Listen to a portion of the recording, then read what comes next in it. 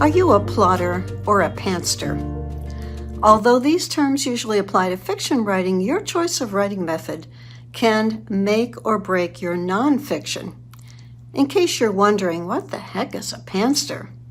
They write by the seat of their pants, meaning they sit down and they let what they write surprise them.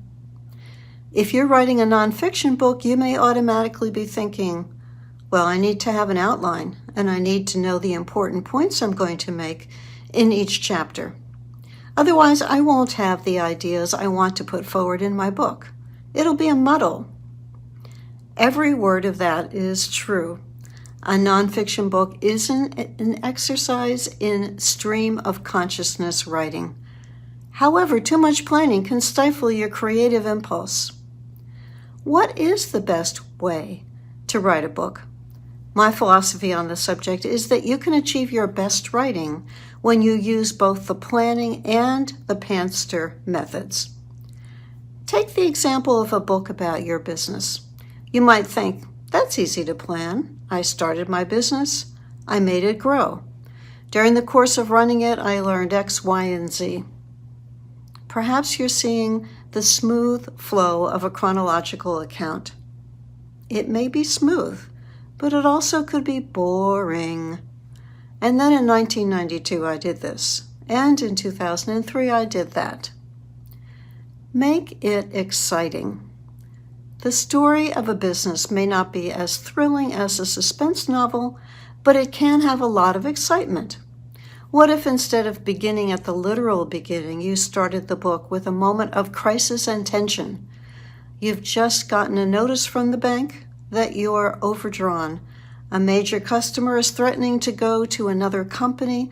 A principal supplier has just raised their prices. Will you lose your business?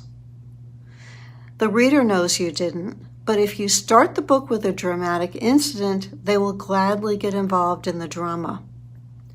We all love to participate emotionally in crises when they aren't ours. Your story sometimes needs detours. Adding drama is not the only argument for ditching the chronological approach to your manuscript. In terms of the lessons learned, you didn't learn lesson X followed by lesson Y and concluded with lesson Z. Sometimes the lessons you learn simultaneously. And many get learned with the passage of time and experience. For example, the issue of the major customer threatening to leave may have taught you not to rely on one individual or group for your income. Your experiences with diversification of income stream may have taken place over a period of time. You may be telling a story about something that happened in 2013. As you write, you may realize that the circumstances of the event bring to mind something that happened in 1989. Even if it isn't in your outline, you need to tell that story. This is a prime example of allowing the pantster to direct the action, and it improves the narrative. You have to be careful about going back and forth in time, however. The going back part is referred to in fiction as a flashback, and good novelists handle it with care. Too much confuses readers, and flashbacks can disrupt the forward movement of your story. Sometimes your characters steal the show. One of the thrills pantsters writing fiction experience is having their characters tell them what's going to happen. You won't get the identical experience in writing nonfiction, but you too have a cast of characters. It's very likely that a character whom you've considered to be an insignificant player may muscle his or her way into the action. You may realize that a person played a bigger role in significant episodes in your business's history than you'd recognized at the time. You need to make room for that individual. Let your imagination flow. The key word to remember is flexibility. Develop a general idea of your subject matter. You can use the pantster approach. Brainstorm. Without censorship, write down any ideas that come into your head. Also write notes like, remember the time we lost the consulting contract? I recommend typing rather than writing unless you find yourself most creative when you put pen to paper. When you work on a computer file, you can move things around and group them. Get focused. The moving and the grouping and the deleting begins the planning phase. See what most naturally shapes itself into a story.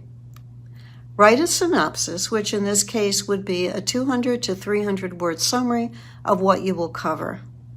Use that synopsis to write chapter titles, such as When I Said, Take This Job and Shove It, Becoming a Clueless Entrepreneur, Walking the Tightrope Without a Safety Net, The Day of the Bad News.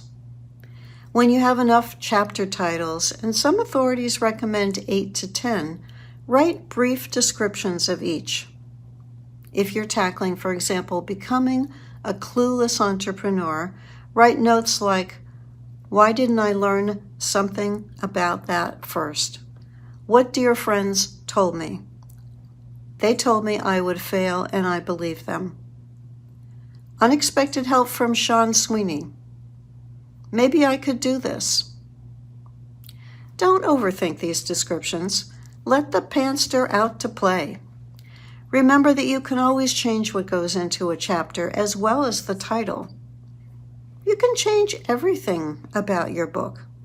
This is the biggest lesson the pantster can teach the planner. It's your book. You might want to start every writing session repeating this to yourself. Your teacher didn't hand you the outline that sits on your computer and tell you to follow it down the line if you don't want to fail. You wrote it. You can change it. This concept is the biggest challenge to a committed planner. She doesn't want to color outside the lines. She doesn't want to think outside the box. Throw in your favorite cliche that represents limitation. Following the rules means operating in the safety zone, which is also the comfort zone. When you're engaged in perhaps the unfamiliar realm of writing, you have strayed far from that zone already. If you can make some ironclad rules for yourself, you'll feel safer. However, you also won't write the best book you can. If instead you allow for some uncertainty, some I wonder what I'll dream up today when you write, you'll not only end up with a better book, but you'll have fun.